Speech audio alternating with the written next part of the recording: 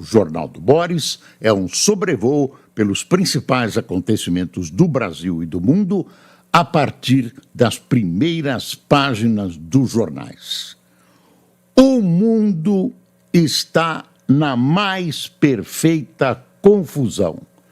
Você que vai acompanhar os jornais que nós vamos mostrar agora, evidentemente vai perceber que as coisas não estão nos seus devidos lugares, inclusive a cabeça de muitos governantes, o que não é novidade. Agora, quando isso acontece com o presidente americano, que tem aquele botão da guerra nuclear, né, com o presidente chinês, a gente se assusta. Olha a Folha de São Paulo.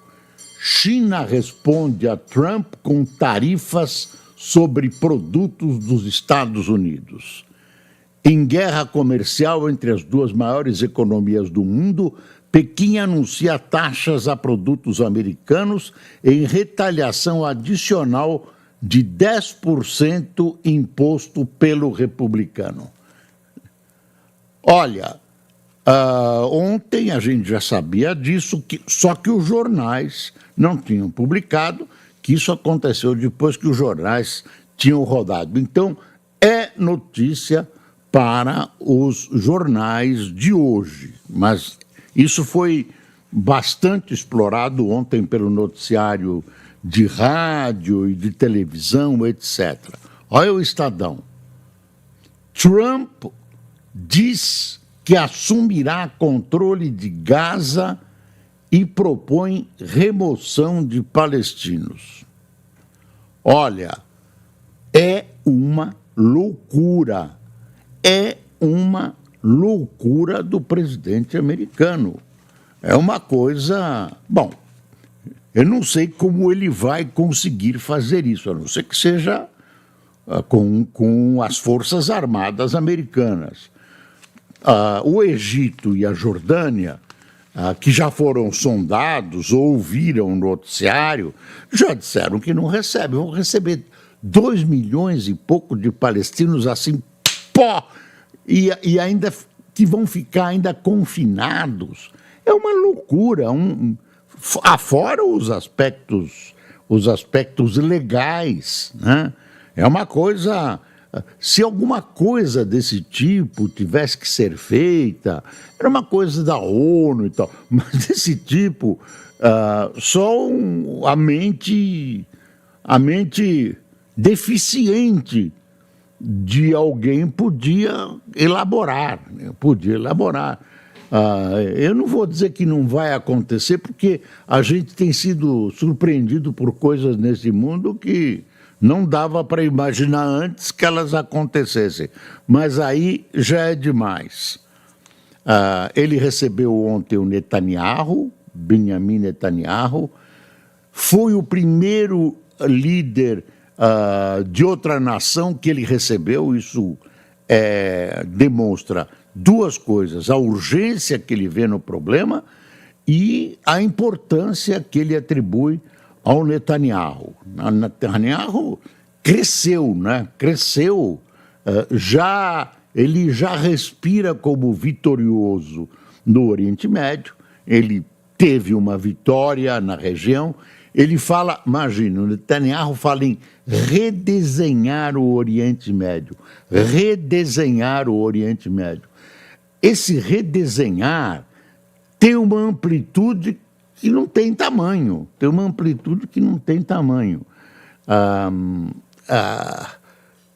A verdade é a seguinte: ele conseguiu uma vitória militar para Israel, com isso morreu muita gente inocente, né? Muitos soldados israelenses, né? E ele quer que se esqueça o episódio da invasão do Hamas, onde ele é responsável, na qual ele é responsável, primeiro-ministro responsável pela segurança de Israel, e houve uma falha gigantesca de segurança que acabou desencadeando todo esse processo. Ele ainda tem pela frente julgamentos de caráter policial, né, de caráter criminal, roubos, e agora ele recebe esse prestígio, o convite para ser recebido pelo presidente americano como o primeiro dignatário estrangeiro recebido pelo novo presidente americano. É muito homenagem. Você olha a cara dele, olha a cara do aqui no Globo, ó. O homem tá exportando orgulho, né? Orgulho. O Netanyahu foi educado nos Estados Unidos, ele fala inglês sem sotaque, conhece muito bem a mentalidade americana, quer dizer, do Trump, não sei, mas ele viveu nos Estados Unidos, estudou, conhece muito bem os norte-americanos, o espírito, né? E se sentiu à vontade, Claro, não precisa de intérprete, alguns presidentes que não conseguem falar nem a língua do país deles, claro, necessitam de intérprete para falar com todo mundo, mas alguns conseguem arranhar algumas palavras em inglês e tudo isso. Não é o caso do Netanyahu, que, na minha impressão, não pensa em hebraico, ele pensa em inglês, que é a formação básica dele, tudo isso, cultural. Mas eu quero dar uma espiada na cara do homem, ó. Ele está explodindo de orgulho. Deixa eu pegar o valor, Globo, Estado, o valor. Olha aqui. China reage à ofensiva de Trump e eleva tarifas para os Estados Unidos e restringe venda de minerais raros. Isso também, claro, estava nos jornais de ontem, né? E o valor também sentiu necessidade de publicar hoje, porque senão os jornais também têm quem edita a primeira página tem a consciência que tem um compromisso com a história, então não ia pular de anteontem para hoje. Então ontem não deu para publicar, as coisas se deram depois da rodagem dos jornais, como eu disse, então eles estão publicando hoje como se fosse a maior novidade, mas a televisão e o rádio e a internet já praticamente esgotaram o assunto. Deixa eu voltar um pouco para o Brasil, a gente vai e volta, como conversa de bar hoje. Falando em conversa de bar, o Neymar estreia hoje no Santos. Ele reestreia hoje no Santos.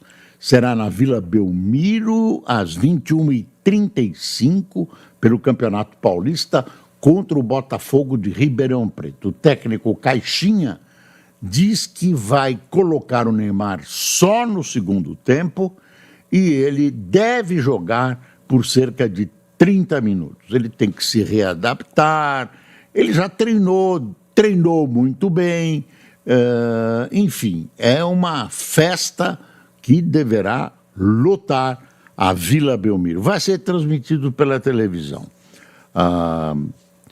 China reage. Vamos dar um pulo no Brasil. Mercado vê ata do Copom com tom mais duro. A ata da reunião do Comitê de Política Monetária, o Copom, minimizou a impressão de que o Banco Central, sob o comando de Gabriel Galípolo, poderia ter uma postura menos colaboradora ou conservadora. Colaboradora está na cabeça dessa história. Ele vai colaborar ou não vai colaborar? Na semana passada, o Copom elevou a Selic de 12, a elevação da Selic. E aí tem as conclusões do Banco Central que levaram a isso, e o Banco Central não foi tão flexível como se esperava, não. Aí tem uma hora assim. O documento adiciona um parágrafo dizendo que haverá descumprimento da meta de inflação nos próximos meses. Isso dá indícios de que o ciclo de alta vai continuar, diz Marcela Rocha, economista-chefe da principal Claritas. Essa é a repercussão do relatório que saiu ontem, depois do nosso jornal do Banco Central, sobre a última reunião. E deve ter um aumento. Estamos pela hora da morte na inflação de alimentos, e aqui entre nós, o governo não sabe o que fazer, e mais, dentro de uma economia que não apresenta fatos não ortodoxos, providências não ortodoxas, como o congelamento, etc., etc., não há o que fazer. Eu já disse isso e outras pessoas já disseram, não tem bala de prata, não é um decreto do Lula e tal. Aliás, o Lula se envolveu numa história que virou notícia, que é importante, a história dos bonezinhos. Aí um põe um bonezinho, outro põe outro bonezinho. Ontem nós relatamos o que estava escrito nos bonés, um boné do pessoal do Bolsonaro, outro boné do pessoal do Lula. Uma coisa... Aí o Lula aparece com o bonezinho. Primeiro, é uma macacobras, né? Imitação do governo americano, é macacobras. O Lula imitando o Trump, aparece com o boné. Eles acham que estão abafando. É uma bobagem, uma bobagem. Claro que o jornal, porque os jornais coloquem porque você está falando, Boris. É o seguinte, é uma crítica a uma manifestação política que é uma cópia do que o Trump fez. Uma coisa... Um é boné amarelo, e um dos jornais aqui desmente essa coisa de que os alimentos eram mais baratos no tempo do Bolsonaro. Ficou uma coisa assim... não dá nem para explicar. No momento que o país atravessa uma crise dessa, que o mundo está explodindo, que o Trump enlouqueceu, vem o Lula e posa de bonezinho. Aliás, falando em Lula, tem uma providência positiva na área do governo. A Janja, né, a Janja decidiu expor as pessoas que ela vai receber, toda a agenda dela, que tinham recebido sigilo por 100 anos. Pô, quem é que ela recebe? George Washington, Pedro Álvares Cabral? Quem é que ela está recebendo? Não sei. Ela teve um encontro com o Dom Pedro II, é tão segredo. Assim, agora ela resolveram abrir mão. E aí, a maneira como a Advocacia Geral da União ou a Comissão de Ética defenderam esse sigilo, dizendo que ela não é funcionária pública, por isso ela não está sujeita a sigilo. É a mulher do presidente, e ela tem uma atuação política, ela fica dentro do palácio. Então ela recebe dentro do palácio do governo e ela tem que ficar exposta a essas regras, e agora ela vai, de agora em diante nós vamos saber qual é a agenda da Janja. Essa noite, pensando na Janja, lembrei de uma musiquinha da infância que serve para essa situação da Janja. Vocês desculpem que eu ainda não canto tão bem, mas eu até devia botar o Fernando C.A., que é cantor, devia pôr ele para cantar essa música, que não é não é um desrespeito à Janja, viu, Janja? É uma homenagem. Então é assim, Senhora Dona Janja, coberta de ouro e prata, descubra o seu rosto, queremos ver sua cara. Não é bonitinho? Senhora Dona Janja, coberta de ouro e prata, descubra o seu rosto, queremos ver sua cara. A música feita sob medida para a situação da Janja. Sob a situação, não tenho nada contra a Janja. Ela também,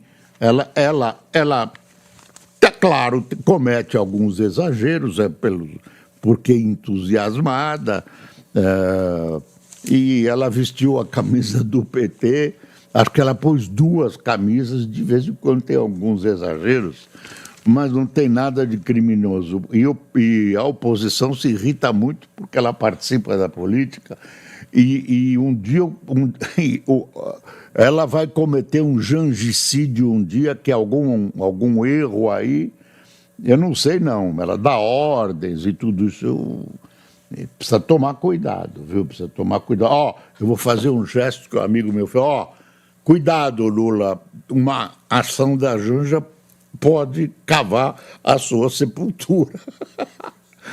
Bom, desculpe a brincadeira, viu?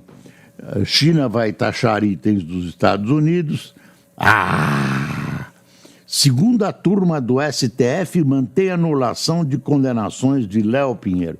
Ele foi o grande delator do Lula, né? O grande colegiado negou por 3-2, bateu na trave, hein? Recurso da PGR e chancelou a decisão de Dias Toffoli favorável ao ex-presidente da OAS. Olha, ele confessou, denunciou, provou, documentos provaram tudo. O Lula, você sabe o que aconteceu, né?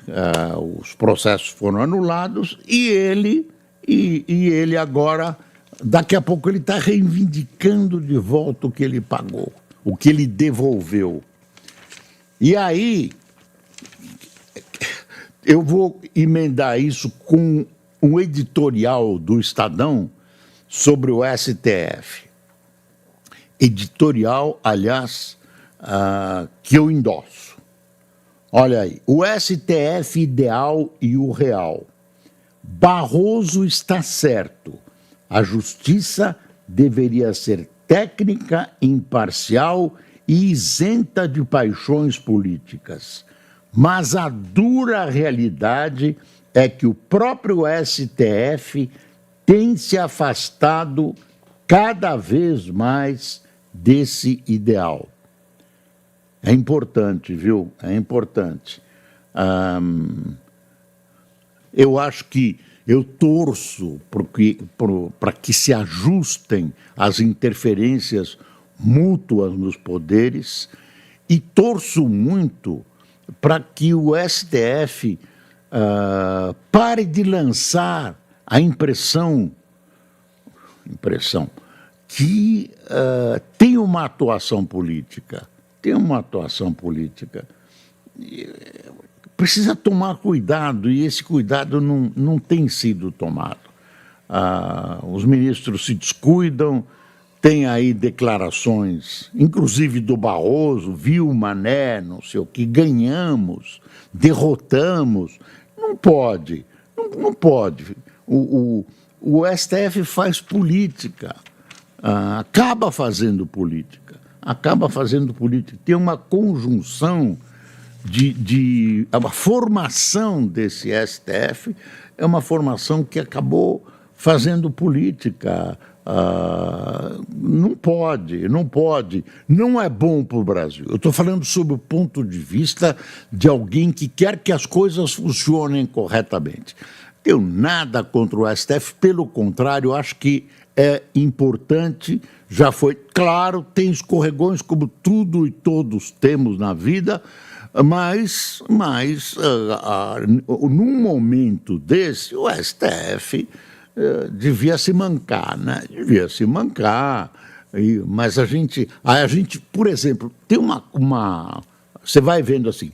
Segundo a turma, mantém decisão que anulou condenações de Léo Pinheiro. Aí você vê assim, Barroso reage a críticas sobre gastos do judiciário e diz que são injustas. Mas onde eu quero chegar não é isso, não. Você lê nos jornais com a maior tranquilidade que vai cair na mão do ministro Dino. Não, o Dino é inimigo, não gosta de não sei quem, então vai cair na mão do ministro fulano de tal. Isso está na imprensa, que gosta, que não gosta. A oposição suspirou aliviada, que o processo não caiu na mão do Dino. Enfim.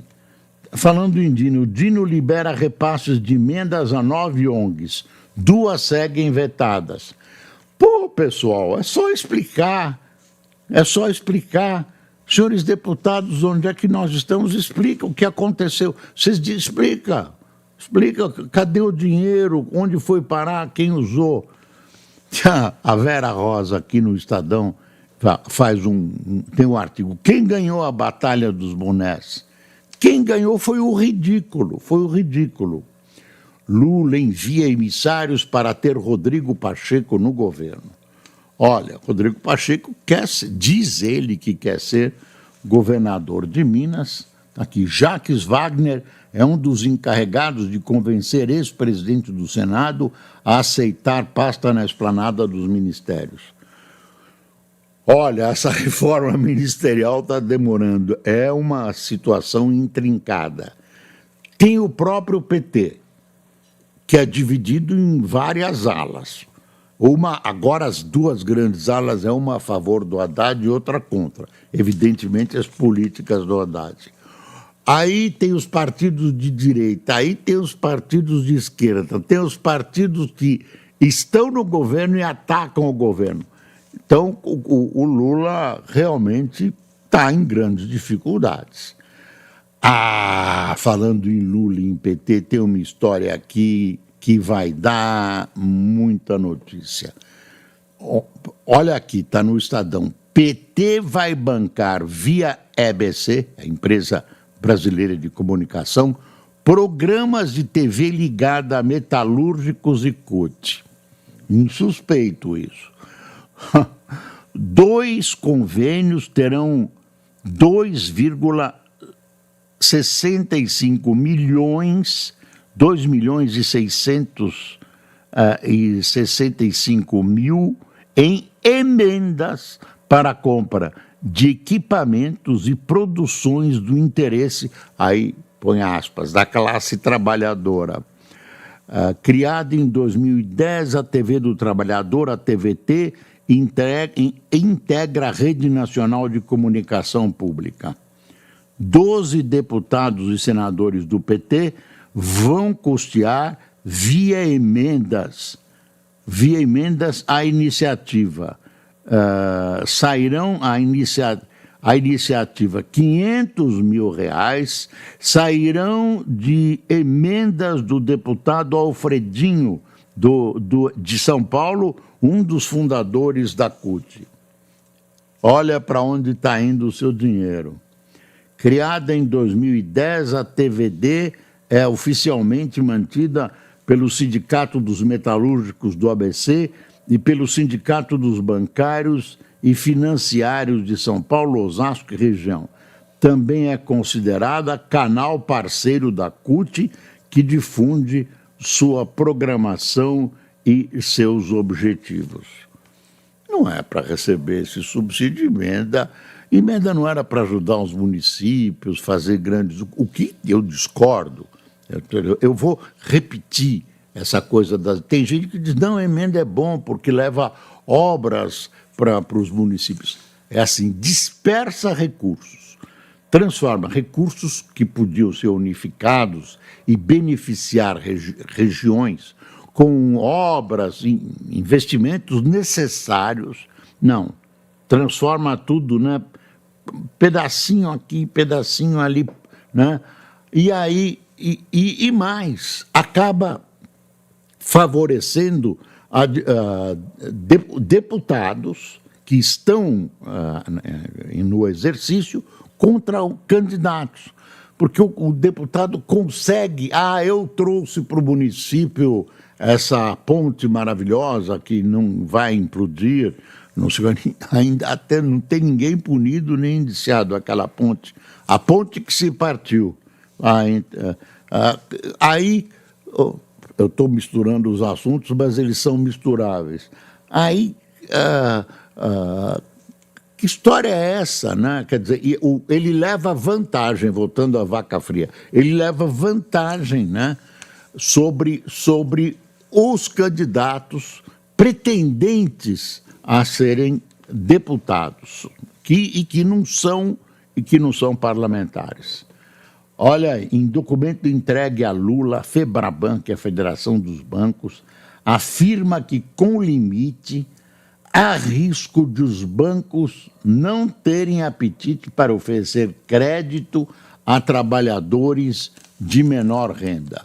Aí a manchete é a seguinte: se juro não tiver teto consignado privado, sai sem garantia do Fundo de Garantia por Tempo de Serviço, dizem bancos. Olha, alta dos alimentos vai se propagar e meta não será cumprida, avisa o Banco Central. A ata do Banco Central que nós já abordamos, colocando mais um item aqui na primeira página. Deixa eu ver alguma coisa mais do Globo. Deixa eu ver o Globo. A melhor maneira de consumir sal, tempero do qual o brasileiro abusa. Pitadas de equilíbrio, no Globo. Você vê que os jornais estão cada vez mais dedicando espaços para a saúde. É uma coisa interessante, para a saúde. Indefinição de Lula sobre reforma ministerial, acirra disputa entre partidos da base. Sem entendimento sobre as movimentações em que ministérios serão acomodados, PSD, PP e União Brasil disputam espaço na esplanada. Aliado de Lupe, alvo de processos por desfalques em aposentadorias do INSS. Indicado para o Conselho da Previdência Social, José Avelino Pereira preside um dos sindicatos beneficiados por descontos indevidos em aposentadorias. A auditoria apontou que 1 milhão de pessoas teriam sofrido desfalque sem ter dado aval à contribuição. Ministro, isso é uma vergonha. Isso é uma vergonha. Teu Hélio Gaspari, com o artigo Trump joga uma parte do mundo no colo da China. Claro, tem um texto brilhante dele, a inteligência eu não canso de elogiar, porque ele merece um dos maiores jornalistas nacionais mesmo. E aí o Hélio Gaspari, Trump põe todos no colo da China. Cada briguinha que ele tem é um problema. Prefeito paulistano está certo ao querer desocupar a área de risco. Lá o Trump quer resolver o problema da faixa de Gaza, e o prefeito quer pegar um tal de jardim, que não se perca pelo nome, Pantanal, e transferir as pessoas. Aí aparece um estudo dizendo que criar uma barragem caríssima seria mais barato do que transferir todas as pessoas. Já imaginou? E precisa ver se as pessoas querem, para onde que elas vão. Ai, meu Deus. Indefinição de Lula sobre reforma ministerial acentua a disputa de partidos, nós já vimos. Oposição mira ADFP das favelas e verbas da saúde. Novo desenho das comissões do Congresso deve acirrar embates com o governo e STF. O PL comandará grupo de segurança no Senado com Flávio Bolsonaro e quer assumir na Câmara e que controla metade das emendas indicadas pelos colégios. Inelegibilidade de 8 anos da ficha limpa é tempo extenso, diz Mota. Olha, que é isso? Tentar livrar a cara do Bolsonaro, tentar fazer o Bolsonaro elegível. Você concorda? Eu tenho que pensar bem. Mas essa coisa de vai e vem da nossa legislação, a PGR deve apresentar denúncia contra o Bolsonaro este mês. Vão prender o Bolsonaro. Se as coisas não mudarem por algum fator que eu desconheço, vão prender o Bolsonaro. Vão prender. Mas o Lula foi preso e hoje está na presidência da República. Quer dizer, ninguém sabe, é difícil prever o Brasil. Pessoal que tomou cafezinho conosco: Rodrigo Agmonte, Alexandre Aribe, Márcio do Alibe, Luciana Araújo, Sandro Rodrigues, Romeu Andrade, Marli Naxon, José Tarini, Juliana Lobão, Carlos Carrara, Otávio Salles, Tiago Dermassi, Cássio Barbosa, Sidneia Beto, Sônia Schwartz, Paulo Cordeiro de Florianópolis, Humberto Brito de Belém do Pará, William Russell de Uberaba e Otacílio Júnior de Barbacena. Pessoal, muito obrigado por sua atenção, desculpe o exagero das brincadeiras e espero estar com você amanhã em todas as nossas plataformas. Lembrando, cada vez mais importante, é preciso passar o Brasil a limpo. Bom dia.